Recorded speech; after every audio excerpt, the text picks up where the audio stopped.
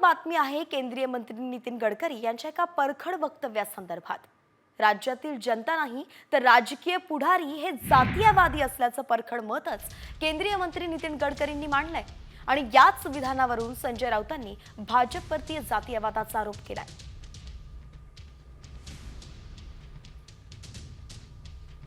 माझे जे कन्व्हिक्शन आहे त्याने मी काम करेन आणि मला आठवतं लोकांनी सगळ्यांनी मतदान करतात। हे पुढारी निर्माण करतात जात, जनता जातीवादी नाही।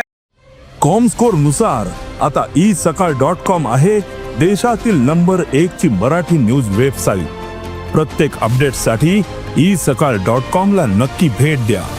पुढारी जातीयवादी आहे ते आपल्या स्वार्थाकरता जात उभी करतात। नितीन गडकरी यांनी जे सांगितलेलं आहे त्यात तथ्य आहे। जनतेला धर्मांध आणि जातीयवादी बनवण्याचा एक लॅबोरेटरी भारतीय जनता पक्षाने उघडलेली आहे। अजिबात जनता या राज्याची जातीयवादी नाही, पण पुढारी आणि विशेषतः भारतीय जनता पक्षाच्या पुढाऱ्यांनी या महाराष्ट्रात गेल्या काही काळापासून धर्मांधता आणि जातीयवादाचं विष पेरण्याची ही सुरुवात केली। आणि यानंतर बातमी आहे हवामानासंदर्भात।